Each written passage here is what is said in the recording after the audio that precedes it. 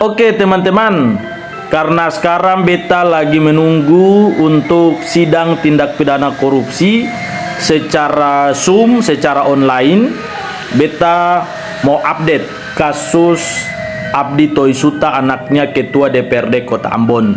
Karena informasi terbaru yang beta dapat dari Tribun News, cukup update ya, cukup update Tribun News ini, bahwa ada tambahan pasal terhadap Abdi Toisuta, di mana sebelumnya itu pasal pertama, pasal 351 ayat 3 KUH pidana dengan ancaman 7 tahun. Dan kabar baiknya bagi korban dan keluarga korban bahwa ada tambahan pasal, yaitu pasal 354 ayat 2 KUH pidana dengan ancaman pidananya adalah 10 tahun. Jadi teman-teman, beta punya video sebelumnya bahwa beta bilang di situ kalau tersangka ini Abdi Toisuta pasti akan dijerat dengan pasal 80 ayat 3 Undang-Undang Perlindungan Anak, karena dasar beta di situ jelas. Semua pemberitaan bilang bahwa korban ini berusia 15 tahun.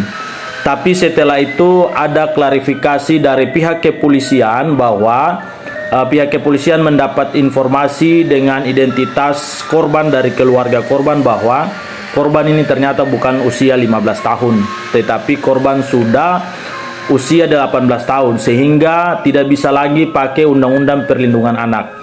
Dan teman-teman kalau perhatikan, nonton beta punya video pertama itu sampai selesai, di situ beta bilang bahwa kalaupun penyidik kalaupun penyidik terapkan pasal lain, pasti penyidik punya pertimbangan sendiri. Sehingga di situ beta bukan bilang bahwa pasti pakai Undang-Undang Perlindungan Anak, tetapi beta ada memberikan statement bahwa kalaupun ada menggunakan atau terapkan pasal lain, berarti penyidik punya pertimbangan sendiri. Dan ternyata betul, atas pertimbangan dari identitas korban, ternyata korban umurnya sudah 18 tahun, sehingga sudah tidak bisa lagi menggunakan Undang-Undang Perlindungan Anak karena korban bukan lagi anak.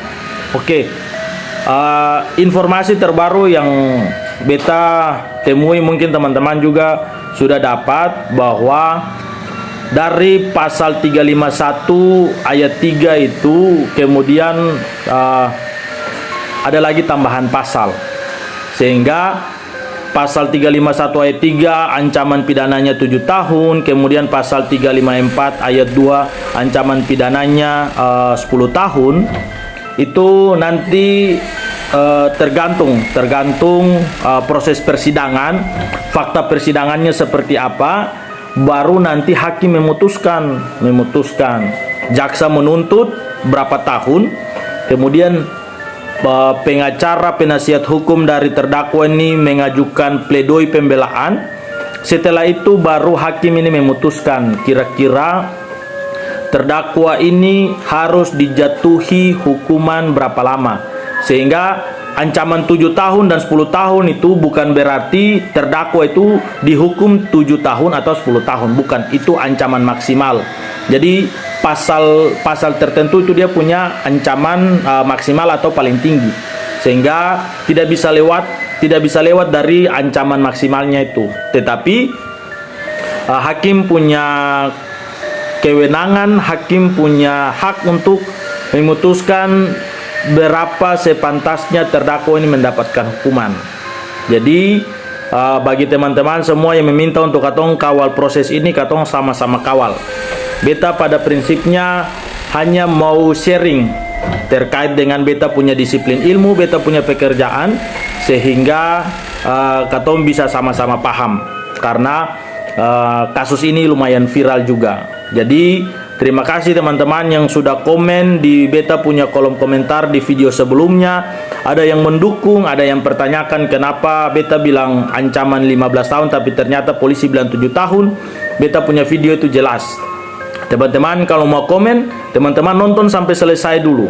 Bahkan ada beta punya rekan pengacara yang bilang bahwa beta ini kasih edukasi tidak paham dan beta tidak up to date. Padahal mungkin orangnya hanya nonton beta punya video seng sampai selesai lalu komen begitu. Dan beta sudah balas di situ, beta bilang bahwa tolong kakak nonton beta punya video sampai selesai baru komen. Beta bilang bahwa menggunakan undang-undang perlindungan anak karena pada saat itu semua berita, semua media memberitakan bahwa korban ini berusia 15 tahun. Sehingga di situ beta bilang pasti dasar itu beta bilang pasti bahwa korban ini menggunakan proses hukum ini menggunakan undang-undang perlindungan anak. Tetapi ternyata tidak. Beta sudah posting beta punya video, dia sudah FYP viral di mana-mana. Baru dari pihak kepolisian klarifikasi dan memberitakan bahwa menggunakan pasal 351 ayat 3 karena korban ini bukan anak. Oke teman-teman, salam keadilan. Terima kasih teman-teman sudah komen, terima kasih teman-teman sudah share beta punya video. Katong sama-sama kawal proses ini sehingga korban maupun keluarga korban bisa mendapat keadilan.